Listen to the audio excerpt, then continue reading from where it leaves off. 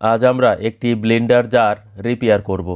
খেয়াল করেন এর যে কাপলার রয়েছে সেটা ডানে বামে উপরে নিচে আপ ডাউন করছে, কতটুকু নড়ছে দেখেন।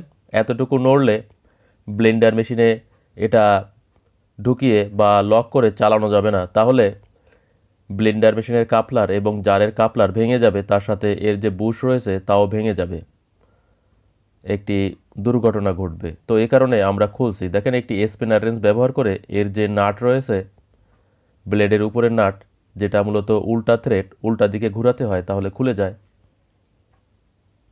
দেখেন খুলে নিয়েছি। এর যে শ্যাফট রয়েছে সেটা ভালো রয়েছে, শুধুমাত্র এর যে বুশ দেখেন, ওই যে বুশ দেখা যাচ্ছে পিতলের বুশ, সেটা ফেটে গেছে। কতটা ফেটে গেছে এবং ফেটে চৌচির হয়ে গেছে, ফলে বুশের ডায়া বেড়ে গেছে এবং এখানে যে শ্যাফট থাকে যেটা মূলত ঘোরে, যার উপরে ব্লেড থাকে এবং নিচে কাপলার থাকে, সেটা সঠিকভাবে দাঁড়াতে পারছে না, ফলে আপ ডাউন করছে, ডানে বামে সরে যাচ্ছে।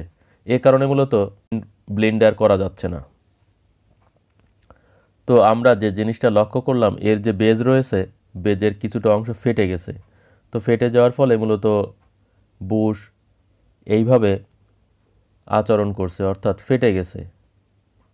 তো আমরা কি করব, আস্তে আস্তে বেজ খুলে নেব। যেহেতু বেজের যে জামনাট রয়েছে ভিতরের দিকে, সেটা জং ধরে গেছে।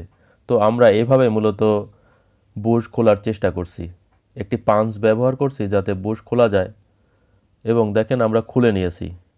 শুধুমাত্র ব্লেন্ডার জার ফ্রি করে নিয়েছি, এর যে বুশ ছিল সেটা নাটের সাথে জং ধরে আটকে গেছে। তো আমরা নতুন সকেট মার্কেট হতে নিয়ে আসছি, যা আমাদের কাছ থেকে 150 টাকা নিয়েছে।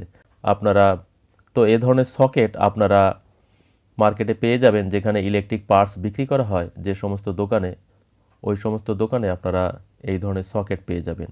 আর যেগুলো ছোটো জার, তারও সকেট পাওয়া যায়, সেটা মূলত এইভাবে জামনাট থাকে না, তাতে 3টা স্ক্রু থাকে। তো প্রত্যেকটা পার্টস আপনারা মার্কেটে পেয়ে যাবেন। প্রথমে একটি রাবার গ্যাসকেট দিয়েছি, তারপর একটি ওয়াশার দিয়েছি এবং সর্বশেষে জামনাট দিয়ে আমি আস্তে আস্তে টাইট করে দিচ্ছি। এটা কিন্তু সঠিক দিকে ঘোরাতে হবে, যেদিকে ঘোরালে টাইট হবে, নাট বোল্ট যেদিকে ঘোরালে টাইট হয় সেদিকেই ঘোরাতে হবে। শুধুমাত্র ব্লেড এবং কাপলার উল্টা থ্রেডে খোলে এবং উল্টা থ্রেডে আটকাতে হয়। দেখেন আমি ঘুরিয়ে এটা টাইট করছি এবং একটি স্পিনার রেঞ্জ ব্যবহার করে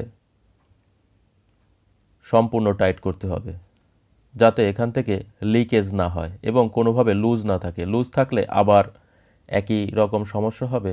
আমি টাইট করে দিচ্ছি যতটুকু টাইট নিবে। এরপরে আমি কাপলার খুলব, কারণ এই কাপলারের সাইড গোলাকার এবং ব্লেডের সাইড চারকোনা। দেখেন ব্লেডের যেহেতু গ্রুপ রয়েছে চারকোনা, এই যে কাটা মাঝখানে, এটা গোলাকার নয়। যদি গোলাকার হয় তাহলে ব্লেড স্লিপ করবে, এ কারণে চারকোনা গ্রুপ করে দিয়েছে। এবং নিচে যে কাপলার রয়েছে সেটা মূলত গোলাকার। কাপলারের সাইডে যে শ্যাফটের সাইড রয়েছে দেখেন, এটা গোলাকার নিচের সাইড। তো প্রথমে আমি ব্লেড ফিটিং করে নিচ্ছি। কাপলার খুলে ব্লেড ফিটিং করার কারণ হলো আমি ব্লেডের দিক থেকে, ভিতর দিক থেকে বুশ ঢুকিয়ে দেব।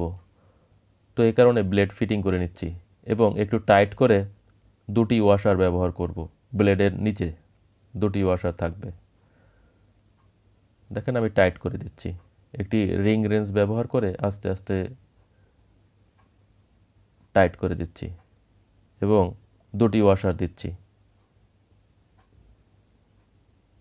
এবার ওই যে বুশ রয়েছে, নতুন বুশ, তার ভিতরে ঢুকিয়ে দেবো। একটু টাইট হবে, আস্তে আস্তে প্রেশার দিলেই ঢুকে যাবে। দেখেন ঢুকে গেছে। এবং সকেটের নিচের সাইডে আমি 3টি ওয়াশার দিয়েছি। তার সাথে এই যে কাপলার, দেখেন উল্টা দিকে ঘোরালেই এটা আটকে যাবে। এখানে থ্রেড রয়েছে, এই যে উল্টা দিকে ঘোরাতে হবে, এই যে আটকে গেছে। তো এখানে হালকা একটু টাইট করলেই হবে। একটি কাপড় ব্যবহার করে আমি ব্লেড ধরেছি এবং হালকা টাইট করে দিচ্ছি। এ পর্যায়ে আমি যখন দেখেন কিছু পার্টস আমার কাছে রয়েছে, এ পর্যায়ে আমি যখন ব্লেন্ডার মেশিনের সাথে লক করে দেবো, এই যে গ্রুপ রয়েছে, এই গ্রুপের ভিতরে ব্লেন্ডার জারের সকেটের যে গ্রুপ, ওই গ্রুপ ঢুকে লক হয়ে যাবে। লক হয়ে যাওয়ার পরেই মূলত এই যে গ্রুপগুলো রয়েছে, এই 2টি গ্রুপ এই গ্রুপ লক হয়ে যাবে। লক হয়ে যাওয়ার পরেই মূলত ব্লেন্ডার মেশিন চালু করা যাবে। যদি আপনারা লক না করে চালু করেন তাহলে কাপলার ক্ষয় হয়ে যাবে, ভেঙে যাবে। দেখেন আমি অন করছি, ব্লেড ঘুরছে। আপনারা খেয়াল করুন, আবার অন করছি আমি, ব্লেড সম্পূর্ণভাবে ঘুরছে এবং কোনো অ্যাঙ্গেল নেই, সঠিকভাবে ঘুরছে।